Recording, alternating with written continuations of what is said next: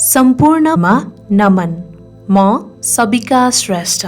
अब म तपाईहरूलाई मिला रेपाको जीवनी वाचन गरेर सुनाउँदैछु। यस पुस्तकको अडियो बुक नेपाल बुद्धिस्ट न्युजद्वारा प्रायोजित गरिएको हो। यस पुस्तकको अनुवादक मीन बहादुर साक्य र मिलन साक्य हुनुहुन्छ। नेपाल बुद्धिस्ट न्युजद्वारा निर्मित मिला रेपाको जीवनी नामक यस अडियो बुकको दोस्रो भागको 7औं अध्यायतर्फ लाग्दैछौँ। यस 7औं अध्यायमा लामाको उपदेशलाई अभ्यासमा उतार्नको लागि मिला रेपाले भव आसक्ति पुरै त्यागिदिन्छन् र आफूलाई पूर्ण रूपले ध्यानमा समर्पित गर्छन् र निर्जन एवं एकान्त पर्वतहरूमा घोर तपस्या गर्छन्। एकान्त गुफामा बोधि साधना। रेचुङपाले फेरि सोध्नुभयो, हे गुरुरत्न, तपाईले सुरुमा कहाँ तपस्या र योगको साधना गर्नुभयो? मिला रेपाले भन्नुभयो, भोलिपल्ट मेरो शिक्षकको छोराले मलाई एक थैला पिठो र नौनी चिज र केही अरू सामग्रीहरू ल्याइदियो र मलाई दिँदै भन्यो, एकान्त गुफामा बसेर अभ्यास गर्दा खानको लागि मैले यी चिजहरू तपाईँलाई ल्याइदिएको छु। कृपया हामीलाई पनि तपाईँको प्रार्थनामा सम्मिलित गरिदिनुहोला। यी सबै सामग्रीहरू बोकी म अभ्यास गर्नको लागि मेरै घर पछाडि डाँडामा रहेको एउटा राम्रो गुफातिर लागेँ। मैले ती खानेकुरा अलिअलि मात्र खाने गर्थेँ। त्यसले गर्दा म दुब्लाउँदै जान थालेँ। तैपनि त्यही खानेकुराले केही महिनासम्म धानेर निकै मेहनत गरी अभ्यास गरेँ। तर खाना सबै सकिएपछि धेरै दिनसम्म केही नखाइकन अभ्यास गर्न सकिँदैन जस्तो लाग्यो। मैले विचार गरेँ, खोइ यसरी त भएन, बरु माथि डाँडामा गएर गोठालाहरूसँग नौनी चिज र अरू केही खानेकुराहरू तथा तल उपत्यकामा गएर किसानहरूबाट केही अन्न र पिठो भिक्षा स्वरूप मागेर ल्याउनु पर्यो। यसरी भोकले छटपटाउनु त पर्दैन। त्यसपछि मेरो साधनामा पनि बाधा पर्ने छैन। तसर्थ भिक्षा माग्न म गोठालाहरू कहाँ गएँ। त्यहाँ गोठालाहरू पाल टाँगेर बसिरहेका थिए। एउटा पालको ढोकाको छेउमा पुगी मैले मलाई भिक्षा दिनुहोस् भनी याचना गरेँ। तर दुर्भाग्यवश त्यो पाल त मेरै फुपूको रहेछ, जुन कुरा मलाई थाहा थिएन। मेरी फुपूले मलाई देख्ने बित्तिकै चिनिहालिन्। रिसको झोकले उनले आफ्ना बाँधिएका कुकुरहरू छाडिदिन्। मैले लट्ठीले घोज्दै ढुङ्गाले हिर्काउँदै ती कुकुरहरूबाट आफूलाई बचाउन खोजेँ। त्यसपछि फुफू आफै पाल टाँगेको खम्बा उखेलेर हातमा लिई बेसरी चिच्याउँदै बाहिर निस्किन्। तँ कुलको कलङ्क, आफ्नै कुलको नाक काटिस होइन तैँले? आफ्नै गाउँ सखाप पारिस त किन यहाँ आइस? हेर कस्तो छोरा पाएछन् त्यस्ता भलाद्मी पिताले। यस्तो सराप्दै उनले मलाई बेसरी कुट्नुसम्म कुटिन्। म आत्तिएर भाग्न खोजेँ, तर भोकले दुब्लाएको कारणले राम्ररी हिँड्न पनि सकिनँ र ढुङ्गामा ठेस लागेर म एउटा खोलामा घोप्टो पर्ने गरी बुङ्ग पछारिन पुगेछु। मलाई त त्यही मरिएला झैँ अनुभव भयो। तैपनि मेरी फुपूले भने मलाई सरापी नै रहिन्।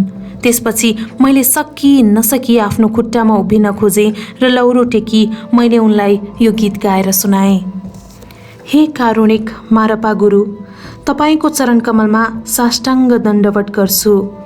क्याङाचाको पापी देशमा हामी आमा र छोराछोरीलाई आफ्नै आफन्तहरूले दुःख दिए। लट्ठीले केराउ यताउता छरिदिए जस्तै हामीलाई यताउता छरिन बाध्य पारे। हे काका र फुपू, एकचोटि सोच्नुहोस्, हामीलाई यसरी छरिन बाध्य पार्ने तपाईँहरू नै होइन? म दिन टाढा टाढा भौतारिँदै थिएँ र यता मेरी आमा दरिद्रता र दुःख रूपी तीखो तरवारको घाउले बित्नु भएछ। मेरी आमा र बहिनीको अगाध स्नेहले तानिएर म यस मातृभूमिको वन्दना नगरमा फर्केर आएँ। तर मेरी प्यारी आमाको त मृत्यु भइसकेको रहेछ तथा मेरी दुःखी बहिनी कता कता भौतारिँदै छेउली। यस्तो कठोर एवं असह्य दुःख र सन्तापले मेरो मन शत विच्छेद भएको छ। आमा र सन्तानको यो तीव्र दुःख त छँदैछ। हे काका फुपू हो, के तपाईँहरूले नै हामीलाई सक्तो यातना दिने षड्यन्त्र रच्नु भएको होइन? तैपनि यही असह्य दुःखले गर्दा नै म सद्धर्ममा लाग्न प्रेरित भएँ। आफैलाई सबैबाट टाढा राखी पहाड पर्वतका गुफाहरूमा साधना गर्दा गर्दै म खानाको अभावले छटपटिएँ। भिक्षा मागेर भए पनि शरीरलाई थान्नु पर्यो भनेर म भिक्षा माग्न बाहिर आएँ। तर वाल्मिकद्वारको अगाडि मर्न लागेको कुनै किरा जस्तै मैले आफैलाई फुपूको दैलोमा पुर्याएछु। मलाई स्वागत गर्न फुपूले कुकुर छाडिदिनु भयो। आफ्नो कमजोर शरीरको बावजुद म लडेँ। फुपूका शराब, अपशब्द र कटु वचनले मेरो मन नै छिया छिया पार्ने गरी पीडा दियो। त्यसमाथि पनि पालको लट्ठो लिएर मलाई तपाईँले तीव्र यातना र कष्ट दिनुसम्म दिनुभयो। झन्डै मैले आफ्नो अमूल्य ज्ञान गुमाउन लागेको। म पनि क्रोधित हुन सक्थेँ, तर म गुरुको उपदेशको पालना गर्दैछु। फुपू, आफ्नो क्रोध सबै त्यागिदिनुहोस्। मलाई गुजाराको लागि भिक्षा दिनुहोस्। हे दया निधान मार्पा गुरु, हजुरको शिष्यलाई आशिष दिनुहोस्। उसको क्रोधलाई शान्त पारिदिनुहोस्। मैले गाएको यस मैत्रीपूर्ण विलापले भरिएको गीतले भाव विहोर भई मेरी फुपूको पछाडि उभिरहेकी केटी रोइरहेकी थिए। यसले गर्दा मेरी फुपू पनि लज्जित भएर ती केटीको साथमा पालभित्र गइन्। एकछिनपछि त्यो केटीलाई केही नौनी र केही धुलो पिठो पारिएको थुत दिएर म कहाँ पठाइन्। त्यसपछि म अन्य पालहरूमा पनि भिक्षा माग्न गएँ। मैले कसैलाई चिन्दिनथेँ, तर सबैले मलाई चिन्थे। सबैले मलाई उत्सुकतापूर्वक हेरेर उदार हृदयले दान दिए। तत्पश्चात म तुरुन्त त्यो ठाउँ छाडेर गएँ। मलाई देखेपछि मेरो काकाले पनि फुपूले जस्तै व्यवहार गर्नेछ भन्ने कुरो मलाई थाहा थियो। त्यसैले मैले मनमा नै सोचेँ, त्यतातिर नजानु नै बेस। तर क्याङाचा उपत्यकाका किसानहरूले घर दैलोमा भिक्षा माग्दा माग्दै म त्यही मेरो काका बसिरहेको घरमै पुगेछु। म हेर्दाखेरि जीर्ण जिउँदो लास जस्तै देखिन्थे। तैपनि मेरो काकाले पनि मलाई चिनेर बेसरी कराए। ए, मैले तँलाई नै खोज्दै थिएँ। अनि उनले म माथि घातक ढुङ्गाको प्रहार पनि गरे। त्यसले मलाई झन्डै लागेको थियो। मैले पनि काकालाई चिनिहालेँ र बेतोडले भाग्न खोजेँ। उनले आफ्नो भयभरको बल लगाएर मलाई ढुङ्गाले हिर्काए र म दौडिरहेँ। त्यसपछि उनी धनुष बाण लिन गए। विश्वासघाती, कुलको कलङ्क, आफ्नो गाउँ सखाप पारिस होइन तैँले? अनि बेसरी चिच्याएर उनले सबै गाउँलेहरूलाई डाके। हाम्रो शत्रु फेला पर्यो, छिट्टो आऊ यहाँ। यसरी कराउँदै उनले म माथि बाण प्रहार गर्न थाले। केही गाउँलेहरूले पनि एउटा दुईटा ढुङ्गा म माथि बर्साउन थाले। मैले पनि उनीहरूलाई कालो विद्याको धम्की दिएर तर्साउने निर्णय गरेँ, किनकि मेरो विगतको व्यवहारको प्रत्युत्तरमा उनीहरूले अनिष्ट गर्लान् भन्ने ममा डर थियो। म ठुलो स्वरले कराएँ, पिता काग्यू, परम्पराका गुरु हो, हे लोकपाल, यहाँ सद्धर्ममा लागेको एक साधुमाथि आक्रमण हुँदैछ, मलाई रक्षा गर। अनि गाउँलेहरूलाई पनि मैले भने, म मरिहाले पनि मेरा धर्मपालहरू मर्ने छैनन्, विचार गर है। उनीहरू भयभीत भएर मेरा काकालाई समातेर लगे र मलाई सताउन छोडे। ढुङ्गा फ्याँकेकाहरूले पनि माफी मागे। हरेकले केही न केही भिक्षा स्वरूप दिए। तर मेरो काकाले भने मलाई केही पनि दिन मानेनन्। म त्यस ठाउँमा बसेँ भने उनीहरूको रिस अझ चर्को हुन्छ भन्ने विचार मेरो मनमा आयो। तसर्थ मैले त्यो ठाउँ नै छाडेर जाने निधो गरेँ। बेलुकी सपनामा मैले यदि म त्यहाँ केही दिन बसेँ भने राम्रै लक्षण हुनेछ भन्ने सङ्केत पाएँ। त्यसैले म त्यही ठाउँमा नै रहेँ। जेसैले म गाउँमा आएको छु भन्ने खबर सुनेपछि केही खानेकुरा र छ्याङ लिएर मलाई भेट्न आइन्। त्यसपछि मलाई अङ्गालो हालेर उनी बेसरी रोइन्। उनले मलाई मेरी आमाको कसरी मृत्यु भयो, कसरी मेरी बहिनी बेघर र बेसहारा भई हिँड्न बाध्य भई इत्यादि सबै कुरा सविस्तार सुनाइन्। दुःखले विभोल भएर मैले पनि आँसु बहाएँ। त्यसपछि मैले उनलाई भने, यति समय बितिसक्दा पनि तिमीले किन विवाह गरिनौ? उनले जवाफ दिइन्, के गर्ने, मानिसहरू सबै तिम्रो कुलदेवतादेखि यति डराउँछन् कि कसैले पनि मेरो हात माग्ने साहसै गरेनन्। यदि कसैले विवाहको प्रस्तावै राख्न आए पनि मैले अस्वीकार गरेर पठाउँथेँ। तिमीले धर्म अँगालेको कुरा त अचम्मै भयो। अब तिम्रो घर र खेतलाई के गर्ने विचार छ? मैले उनको आशयलाई राम्ररी बुझेँ र मनमा नै सोचेँ, मेरो गुरु मारपा लोचावाको कृपाले गर्दा मैले सांसारिक जीवनलाई सर्वदा परित्याग गरी शुद्ध धार्मिक जीवन अँगालिसकेको छु। धार्मिक दृष्टिकोणले म उसको लागि प्रार्थना गरिदिन सक्छु, तर लौकिक दृष्टिकोणले उसको शङ्का निवारण गर्न केही कुरा त भन्नै पर्यो भन्ने विचार मनमा लिई मैले उसलाई भने, केही गरी मेरी बहिनी यहाँ आइपुगी भने यी सबै कुरा उसलाई दिनु। ऊ यहाँ नआएसम्म यी सब सम्पत्ति तिमीले नै भोगचलन गरिराख्नु। मेरो बहिनीको पनि मृत्यु भइसकेको रहेछ भने सबै तिमीले नै लिनु। किन? तिमी ती सम्पत्ति चाहँदैनौ? उसले सोधी। मैले जवाफ दिएँ, जसरी पन्छी र मुसाले आफ्नो आहार जुटाउँछ त्यसरी नै जहाँबाट खोजेर भए पनि आफूलाई केही आहार जुटाएर गुजारा चलाउँला। त्यसैले मलाई यो जग्गाको आवश्यकता छैन। मेरो वासस्थान नै रित्तो गुफा हो, त्यसैले मलाई घर पनि चाहिँदैन। मानिस यो संसारकै स्वामी भए पनि मर्ने बेला त उसले सबै थोक छाडेर रित्तै जानुपर्छ। अहिले नै सबै थोक त्यागिदियो भने कमसेकम खुसी साथ मर्न त पाइन्छ। यो र अर्को जुनीमा पनि उसले सुख त पाउँछ। त्यसैले सांसारिक व्यक्तिहरूले बिताउने जीवनभन्दा मेरो जीवन बिल्कुलै अलग र भिन्न छ। त्यसैले मलाई सांसारिक अर्थले कहिल्यै नहेर्नु। उसले जवाफ दिए। त्यसो भए तिम्रो अभ्यास अरू धार्मिक मानिसहरूको अभ्यासको ठिक विपरीत पो रहेछ त। मैले भने, हेर, पहिलो कुरा त सांसारिक उद्देश्य मात्र पछ्याउने मानिसहरू केही धार्मिक ग्रन्थहरू पढेर आफूलाई धार्मिक व्यक्ति भन्दै हिँड्छन्। उनीहरू साम्प्रदायिक भावनाले ग्रसित भएर आफ्नो सम्प्रदायको विजयमा र अरू सम्प्रदायको पराजयमा आनन्दित हुन्छन्। धर्मको नाममा उनीहरूले सक्दो नाम र सम्पत्ति प्रशस्त कमाउँछन्, तैपनि धर्मको कुरा गरेर पहेँलो चिवर लगाएर हिँड्छन्। म त्यस्ता व्यक्तिहरूबाट पर रहन्छु र सधैँ रहनेछु। तर जो व्यक्तिको मन र अभ्यासमा कपट लुकेको हुँदैन, आफू भिन्न सम्प्रदायको भए तापनि आफ्नो लक्ष्य र सिद्धान्तमाथि बताइए जस्तो खालको हुँदैन, म ती व्यक्तिको साथमा हुनेछु। म त्यसको विरुद्धमा कसरी हुन सक्छु र? म त ती व्यक्तिहरूको विरोध गर्छु जसले धर्मको सारलाई अनुगमन गर्दैनन्।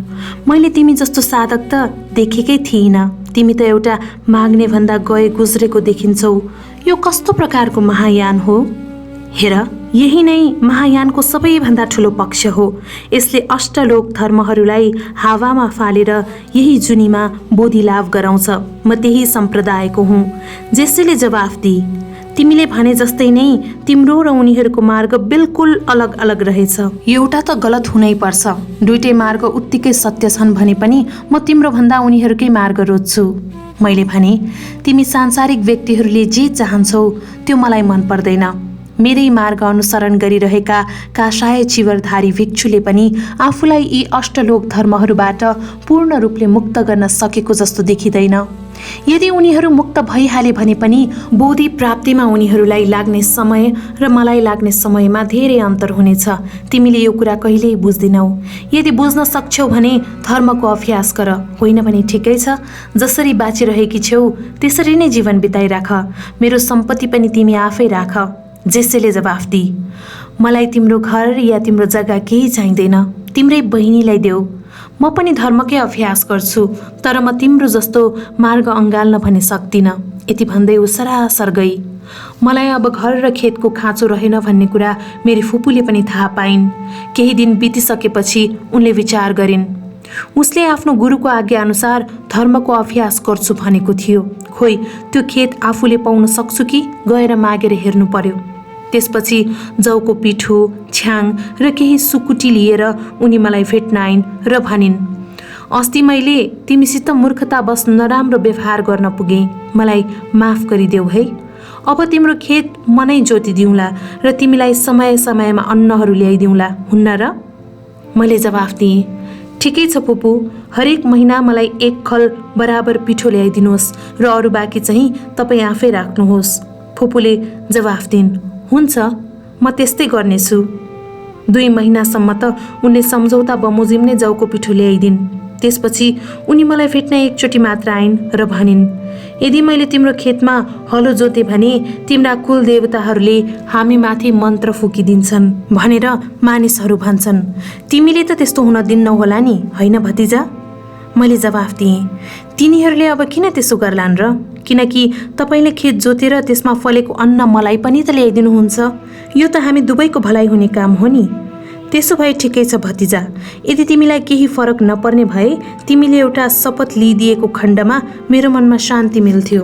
उनी के गर्न खोज्दैछिन् भन्ने कुरा मैले थाहा पाउन सकिनँ। तैपनि अरूलाई खुसी पार्नु धर्म नै हो भनेर मैले शपथ लिइदिएँ। त्यसपछि उनी खुसी भएर घर फर्किन्। मैले ठुलो शक्ति लगाएर एकाग्रताका साथ भावना गर्न खोजेँ, तर चण्डालीको न्यानो तथा सुखद उष्मा अनुभूति जे गरे पनि पाउन सकिनँ।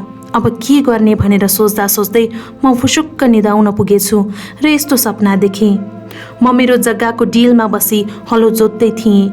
माटो निकै कडा भएकोले मलाई हलो जोत्नै छोडिदिउँ कि जस्तो लाग्यो। त्यसै बखत परम पूज्य मारपा गुरु आकाशमा देखा पर्नुभयो र मलाई भन्नुभयो, मेरो पुत्र, तिम्रो आफ्नो इच्छा शक्तिलाई मजबुत पार, साहस पैदा गरेर काम गर।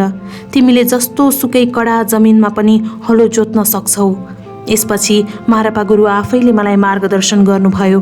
अन्तत म खेत जोत्न सफल भएँ। तुरुन्तै त्यस खेतमा प्रचुर मात्रामा बालीको उब्जनी भयो। म खुसीले विभोर भई बिउजिएँ र मैले सोचेँ, सपना मनमा लुकेर बसिराखेको विचारको प्रक्षेपण मात्र हो। त्यसैले मूर्खले पनि यसलाई वास्तविकताको रूपमा लिँदैनन्। म त मूर्खहरूभन्दा पनि मूर्ख रहेछु। तैपनि यदि मैले मन लगाएर प्रयत्नपूर्वक भावना गरेँ भने भित्री ज्ञान हासिल गरेरै छाड्नेछु भन्ने अर्थ त्यो सपनाबाट लगाएँ। मेरो सपनाको अर्थ स्पष्ट पार्न मैले यो गीत गाएँ। हे कारुणिक गुरु, तपाईँलाई मेरो प्रणाम छ। यस साधकलाई एकान्तमा साधना गर्ने आशिष दिनुहोस्। म श्रद्धाको मल र जलले मौलिक रूपले विकल्प रहित चित्तरूपी खेत जोत्छु र विमल श्वेत बीज त्यसमा रोप्छु। मेरो प्रार्थनाको भयङ्कर मेघ गर्जन गुन्जिन्छ र तपाईँको अधिष्ठानको वर्षा अनायासै हुन्छ। संशयविहीन चित्तरूपी गोरुहरूमा प्रज्ञा र उपाय रूपी जुवा र हलो राखी दृढतापूर्वक ध्यानलाई कहीँ पनि विक्षिप्त हुन नदी म लगाम समात्दछु र वीर्य रूपी कोदालोले म राग, द्वेष, मोह, मद, मात्सर्य रूपी पञ्चविषका कडा माटाका डल्लाहरू फोर्नेछु। म आश्रव रूपी पत्थरहरू फाल्छु। सबै छलकपट रूपी झारपातहरूलाई उखेलिदिन्छु। म मुक्तिगामी कर्मफलको फसल काटी भित्र्याउँछु। अच्युतम उपदेश रूपी फलले म आफ्नो भकारी भर्छु, जसमा मानसिक विकल्पको आड हुँदैन। डाकिनीहरूले भुटेको र पिसेको यही अत्युत्तम अन्न नै मेरो लागि योग साधनाको आधार हो। यही नै मेरो सपनाको अर्थ। शब्दहरूले मात्र भित्री बोध हुँदैन, उपदेशहरूले मात्र ज्ञानको उदय हुन सक्दैन। बोधि प्राप्त गर्न प्रयत्नरत सबैलाई म मेहनत र लगनशीलताले भावना गर्ने आग्रह गर्दछु। शान्ति र वीर्यले जस्तो सुकै कठिन अवस्थाहरूबाट पनि पार पाउन सकिन्छ। बोधि चाहने साधकहरूको अभ्यास मार्गमा कुनै पनि बाधा कठिनाइहरू नआउन्। यो गीत गाइसकेपछि मैले सेतो घोडा दाँते पहरामै ध्यान गर्न जाने निधो गरेँ। यस पुस्तकको अडियो बुक नेपाल बुद्धिस्ट न्युजद्वारा प्रायोजित गरिएको हो। यस पुस्तकको अनुवादक मीन बहादुर साक्य र मिलन साक्य हुनुहुन्छ।